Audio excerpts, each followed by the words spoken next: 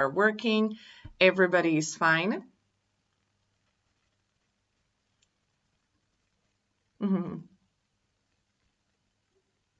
Okay, we are already in waiting. I'm so happy to see that. Up. Okay.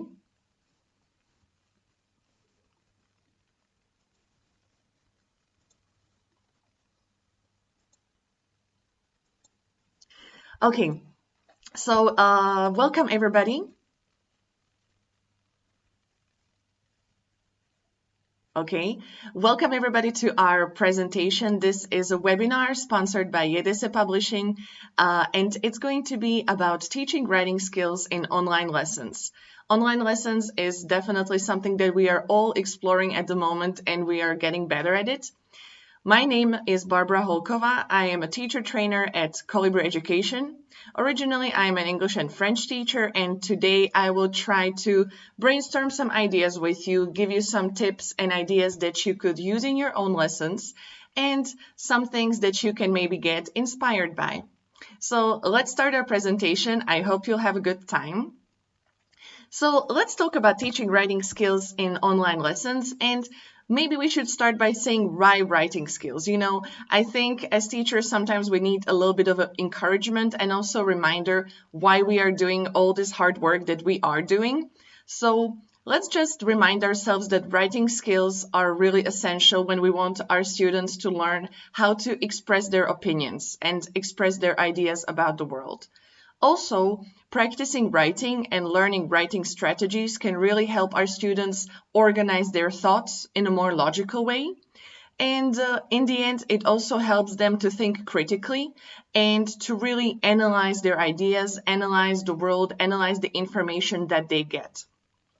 So just a quick little reminder that what we do is really meaningful and writing skills can really benefit our students. Now, we are talking about online lessons. However, screen and paper is something that we will still need during the online lessons. Now, why am I talking about screen and paper? I want to show you some techniques and some things that you can do, especially with younger students. Now, when we have got older students, we can assign some writing activities to them, and we can directly, check it if we get the finished work on paper or via digital way. But what about younger students? How can we conduct an online lesson with them using just online resources? So I'm going to show you what we can actually do. So it's as basic as having a piece of paper and having a nice big marker. Also, we can ask students to maybe get a notebook that they will use again and again for this particular activity. And also we can ask them to get a small erase board as the one that you can see in the picture. So they can write on it and erase it again. The point of this activity is that when we are discussing writing, spelling, and vocabulary with younger students, we want them to be able to express themselves immediately, and we want to be able to really see the results of what they were doing. So let's say if I'm teaching my students how to spell a specific word, I would like to see what is going on. So let's say I want to my students to greet me, and I want them to greet me in writing. So it's going to look like something like this. So we are going to conduct our lesson, but afterwards I want my students to pick up the paper and show me what they're actually doing. So let me show you some examples. Of course, when I was thinking about writing skills, I had to really start from kindergarten. So we can use this kind of a technique to really teach students how to learn the alphabet. So let's say, F is for fish. Everybody, please take your pen and write it first in the air. So we see our students doing it. Then they write it on the paper and show us the results. Now, this is a nice way to really get students be active and also show us the results and feel like they are part of a lesson. But let's go to a little bit more complicated activity. So let's say I would like our students to spell with me. So I would tell them, for example, okay, get your pens ready and let's start spelling. S, T, A, R. Okay, what word did you spell? Oh, it was the word star. And then I can tell them, yes, this is exactly what I wanted you to spell, star. So please, everybody repeat after me, star. Now, the second word, please listen carefully and spell with me. C, I, R, C, L, E. Now, please show me, what did you spell? And again, I have the students write it nice and big and I have them show it to my camera so that I can really see if they spelled it well. I can praise them. I can maybe point out if somebody made a little spelling mistake. I can also show them how it should be spelled. So I can actually show them the result for them to be able to see it. And it's a nice way to really interact with our students and make them feel that, yes, we are still doing something. And again, I am a big fan of using flashcards even in online lessons because it's something physical that we have in our hands. It's something that can really spark our students' interest. So in these kind of spelling activities, I would maybe also have some flashcards at hand to show it to the student afterwards and have them make up the meaning on their own. Now, I have started with the younger students, but don't worry, we are going to get to older students as well.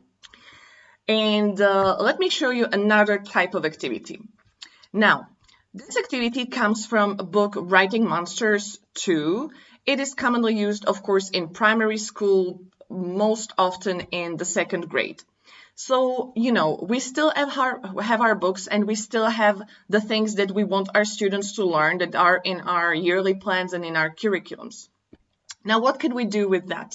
So I have an idea for you, a suggestion. You can copy a part of the book or copy a specific exercise, share the screen to your students, share it with your students to see, and again, have them complete it on their own pieces of paper, so in nice big letters, so that they can show it to you afterwards. This is the problem, when we are in the classroom, we are walking around with the students, we can check their spelling, we can check the punctuation, we can come to each and every student.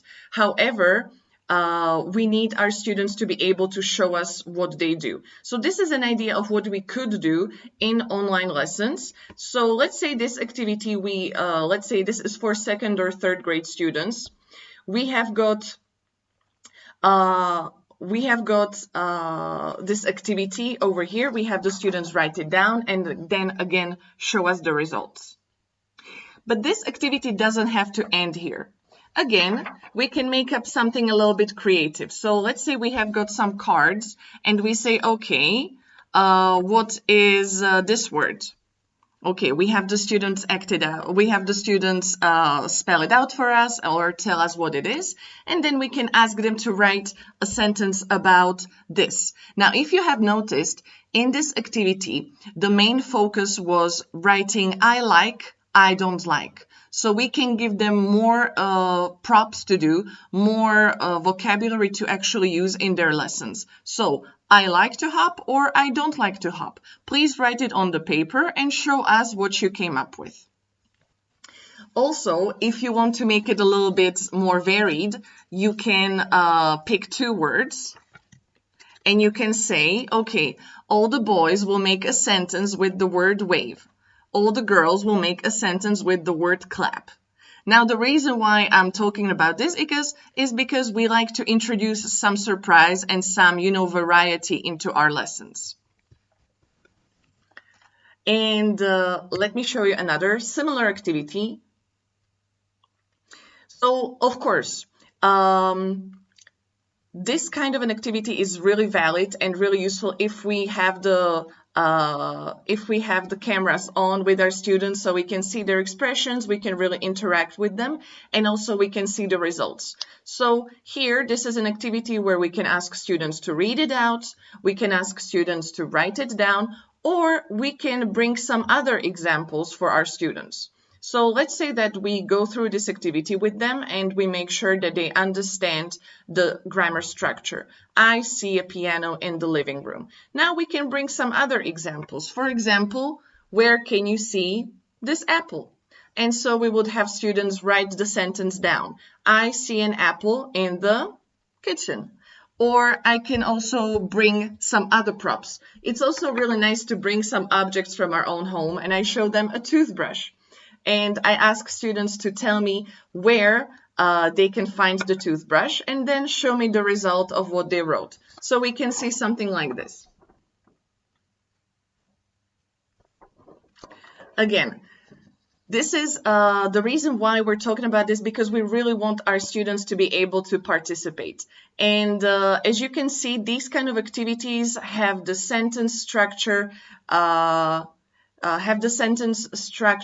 repetitive again and again, so that we can really consolidate it with our students, and we can really make sure that they understand and use it again and again. Okay, let's move on to maybe some students who are out of primary school and who are maybe in middle school and high school. Now, with students who are in primary school, of course, the format has to be very different. They have a problem to type. They're still learning how to write. Their writing might not be so legible. So this is why I wanted to see their work done and showcased in the presentation itself. However, when we are talking about middle school and high school, there are some other things that we might want to consider. And this is why I would like to talk about choosing a format for us as teachers and our students. So, how do we want our students to showcase their work? Do we want them to, for example, write it by hand in their notebook and afterwards take a picture of it and send it to us? This is one way to do it. Or do we want to maybe communicate with our students by email? We can have generated email addresses for our class and for our students, and the communication and the writing assignments will be shared by email and would be shared via typing. This is another way that we can do this. Also, another possibility is to have a Google account that all our students, the whole class, can enter. Everybody has their own document and they can edit it. They can add another page with another assignment, another page with another paragraph, and then we go online and we check it on the Google Drive, on the Google Documents file. So these are some of the options. Of course, there are other online options. There are some options that are paid, and there are some options that are maybe more suitable for the whole school or for like a bigger organization. But before we really make a strategy, I would suggest for you to consider what type of format would be the best for you, for your students, for the parents, which one would really work in your specific situation. So just something to think about. And also another thing to think about is the typing skill. Now, touch typing, which is typing without actually looking at the keyboard, is a really useful skill. And it is something that our students can benefit from later on when they're writing articles, when they're writing essays for school, when they're writing emails, when they're writing university papers. And this is a type of a skill that will never really get old. So this is something also I would like you to consider, especially if you have got middle school or high school students. Being able to teach them how to type can actually really be a valuable skill. And now that all the kids are at home and they have a lot of time to not only study but also use their computer, it might actually be a fun thing for them to learn. So how can we actually give opportunities to our students to learn the touch typing without looking? There are many tutorial videos online on YouTube. The best one I have personally seen is by Howcast. Maybe you know Howcast. They have a lot of videos about how to do this and that, which really visually and slowly shows the students what finger is used for what letters, and shows them the basic rules and basic strategies to do the touch typing. Afterwards, there are some fun things that we can do to practice the typing once we know the rules and once we know how to do it. For example, on a website called Typing Test, you can test your typing accuracy and typing speed. And this is actually something that I have done with my students on some fun occasions when we were talking about typing, how to do it, and some of them wanted to test themselves. So we projected it on the board and we were trying to see who is the fastest. And I did this while like in the class, like in the traditional teaching setting. And I was surprised by how fun students found it and by how eager they were to be fast and learn how to type really well. So this is something that maybe your students can appreciate. Also, as a form of fun practice, there are typing games. For example, if you go to typing.com, there are games where, a little animal is jumping from one place to another, and you can help them go further and further by typing the words correctly. So this is something that might be fun and really useful as well. And also it can make this online communication easier between us and our students.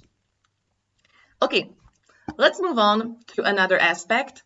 So personally, I am a big fan of email communication between students and teachers in special conditions like this, especially now with the students locked down, with the online teaching. I think email communication is really something that we can benefit from.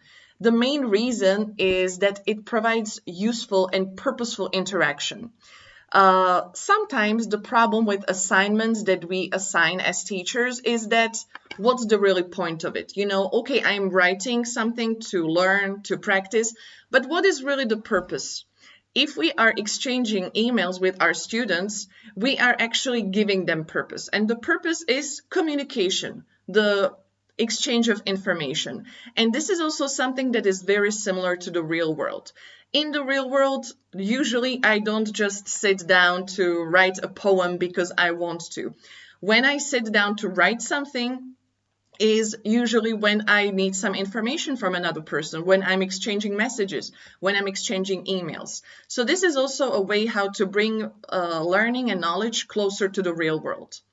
Also, another advantage is if we exchange regular emails, let's say twice a week, I am sending an email to my students that they are required to respond to. I am creating smaller writing tasks that are regular. And this is what we want. We want our students to use English as much as possible, as regularly as possible, to really make it a part of their life. And another advantage is it's easily accessible and it's free for everyone. So, let me show you an example of a kind of an email that I can imagine sending to my, let's say, 5th grade or 6th grade student. So, hi, dear student, how are you today? I'm doing fine. I cooked a nice meal, pasta with sauce. Then in the email, I give them some simple steps of how I did it and what I used. What did you eat today? Have a nice day. Write me back soon. So now I want the student to read this and to respond to me. And I'm sharing something from my own life. And therefore, I'm also expecting them to share a little bit from their own life. And as long as the student responds to me, I'm happy to receive that. Because if I get 2-3 sentences from a weaker student, I'm happy that I got this communication going. And for students who are maybe more motivated, who are hard workers and high achievers, I might get a really long email because they're just so happy to be able to share stuff with their teacher. Now, the most important thing here is communication and being able to establish the written contact. So this is something that I would consider for you to do. Maybe a daily email, weekly email, semi-monthly email. So let's see if this is something that you can really use.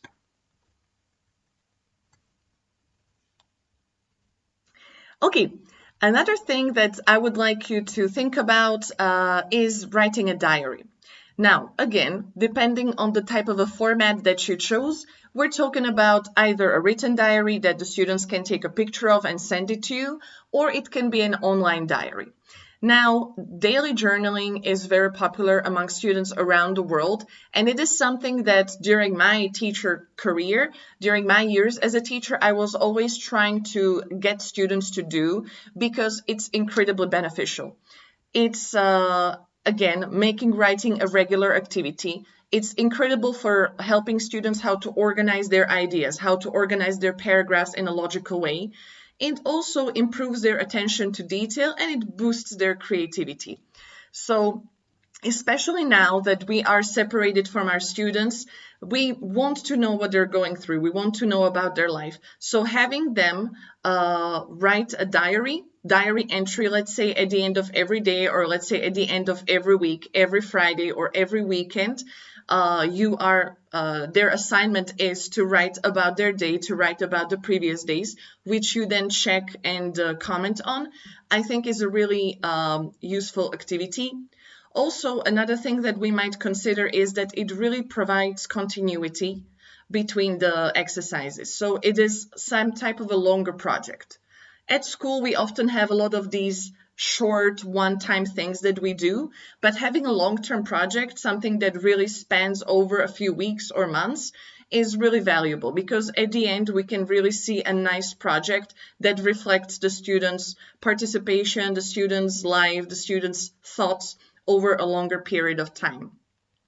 So when I mentioned the Google Documents or Google Drive, it can be a file for each student that the student is each time editing. I, as a teacher, comment on it, maybe show some mistakes. And overall, at the end of this period, at the end of this lockdown, we have a nice little document that actually also illustrates the journey through the quarantine and the school lockdown. So this is something that I would like you to maybe think about.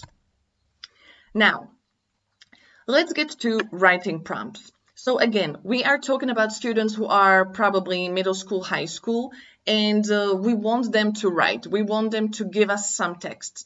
Now, I am a big fan of using prompts that are creative, that are thought-provoking, that may be a little bit surprising or shocking or weird, but that really get our students to answer. Because if we ask them, please write a paragraph about what you did in summer. This is the most boring task that we can assign, and this is really something that students don't want to hear about. However, let's imagine that our writing prompt is a little bit different.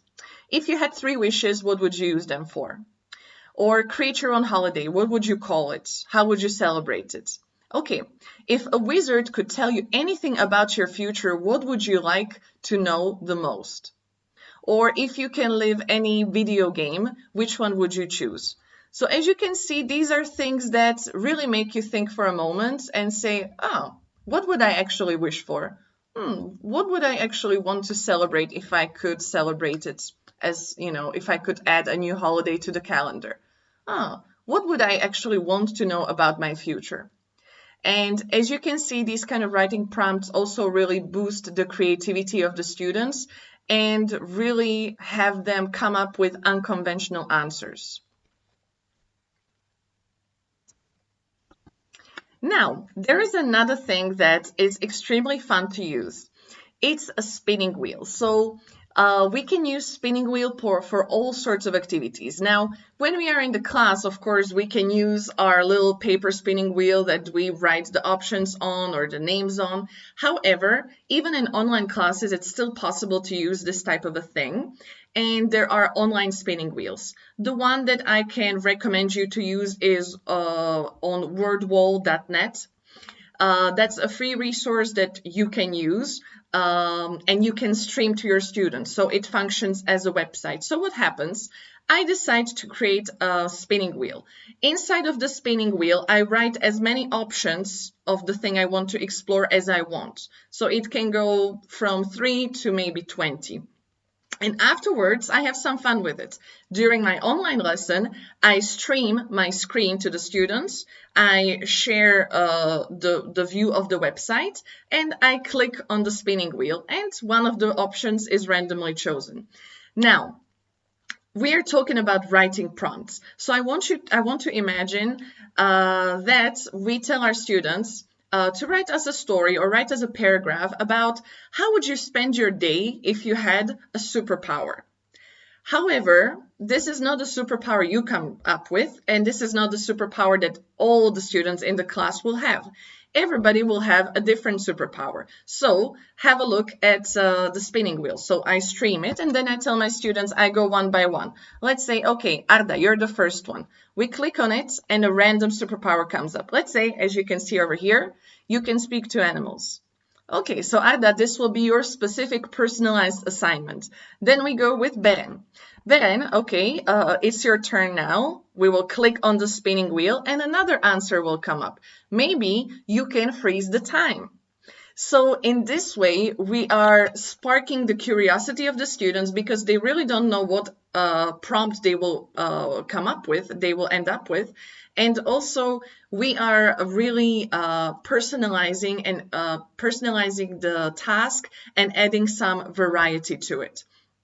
So in this way, we can really have our students give us a variety of different types of paragraphs with different ideas. And spinning wheel is actually something that teachers, I think, don't use enough because there are so many fun ways to do this. Okay, let's imagine we are doing another type of activity. You are rewriting a traditional story. So you are, let's say, putting it in modern time. Little Red Riding Hood, The Sleeping Beauty, and stories like this. You are going to change them, rewrite them, but in the modern time. However, you are not going to all rewrite the same story. So again, we go to the spinning wheel and we have got several options. So we can, if we don't want to have 25 options for each student in the class, we can divide students into groups of 3 or 4 or 5. Okay, so group A, all the students in group A, Arda, Beren, Jeren, etc., you are going to be working on specific story. So then we spin the wheel and the wheel shows the Sleeping Beauty. Okay, that means that you are going to be rewriting this story. Another group will be rewriting another one. Now, this is something that really brings a little bit more excitement to the lesson, and I would really suggest for you to go online and have a little bit fun with it. I have a friend who uses the spinning wheel to choose fun activities to do with her kids, even now during the quarantine. So every morning, they open the website. Her son pushes the button and they choose, and there is a random activity, maybe an Uno game, maybe a Lego construction, maybe a drawing activity. Then her daughter also chooses, picks the button, and there is another activity coming. So this is something that we really want our students to explore a little bit and have fun with. So spinning wheel is something that can really grab their attention and make them really curious about what is going to happen. So have a look at this website. There are some other fun things like quizzes and other fun tools that you can use. Now, video prompts is also something that I think works with students really well. Our students watch videos every single day. So when it comes to videos and using videos for teaching, we have a really, really big advantage because we already know that our students are interested and that our students already like this type of format, like this type of media. So when it comes to video prompts for writing, there are different ways to do it. Let's say we want to assign a video as a self-study activity and we want them to write a paragraph or write some text about. So we can just send the links to the students with questions such as you can see here. So in this case, I sent 2 videos to my class. This was called World with Kids, and it was a video about kids traveling to London and kids exploring London, visiting the kind of things that might be enjoyable for kids in London. And the same YouTube channel also offers different videos where people travel to Taiwan, people travel to Canberra, people travel to Edinburgh. But in this case, I chose a video where students go to Sydney. And again, they visit the place, they visit the opera, they do some fun activities, they do some outdoor activities, they climb up on a bridge to see the view of Sydney. And what I ask my students to do is to watch these 2 videos and then answer the 3 questions. Which city do you like more and why? Who do you want to visit the city with? What do both cities have in common? Now, this is the most basic thing that we can actually do with our students when it comes to when it comes to video prompts, and we can really focus the questions on a specific thing that we want to teach. Now, if we want them to be interested and to participate in the online lesson, if we don't want to do the video prompt only as homework, we can watch the video with the students by streaming the screen and then stopping, asking them some questions, playing a part again, having them guess where they will go next, what else they can see, and bringing the curiosity already within the online lesson. At the end of the online lesson, we assign them an activity and have them do it. Also, I think these kind of videos, for example, this specific one, visiting 2 different cities, is a great way to introduce comparatives and write comparative paragraphs. But we don't only need to use these kind of videos. We can also really go towards videos that come from series, that come from movies, or that come from reality TV. And we can have students, again, guess what's going to happen, or we will show them a short scene and ask them to write the ending of that scene, or ask them to write about what character in the scene they would like to be and why, etc. And the fun thing with videos is that we can really adapt it to what our students like and care about. Even in a series like Game of Thrones, which is not really appropriate for kids, however, which all kids are excited about because probably they can't really watch it, there are some clips that we can use, and we can use them to our benefit. So the kids will be excited to watch part of a scene or a video from a series that they're already excited about. We can also talk about Stranger Things, and then draw their attention and use this attention that they have in order to talk about it, discuss the characters, and build some writing activities on top of that. So when it comes to videos, we really have to be smart. And also, I think this is a good space for students to give our suggestions. What kind of video, would you like to watch with us in the lesson? What kind of videos do you think everybody should watch? Get some of their suggestions. For example, if you're conducting Zoom lessons, get their suggestions on the right side of the screen, and then just write them down and see what you can use and what can really be done with that. Because really using videos gives us a huge advantage, and it's something that we should use for our lessons. Thank you so much for your attention. I hope that I was able to bring up some fun activities and some fun ideas that you might consider to use in your own lessons. And thank you so much for spending this Saturday afternoon with me.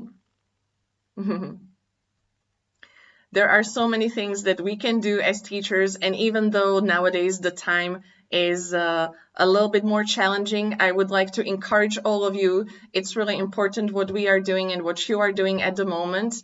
And this is really a period of trial and error, trying new things and seeing how it can work. So don't be discouraged. Just keep trying to learn and trying new things. And I'm sure that it's all going to be over soon, and we'll be enjoying time with our loved ones and with our students.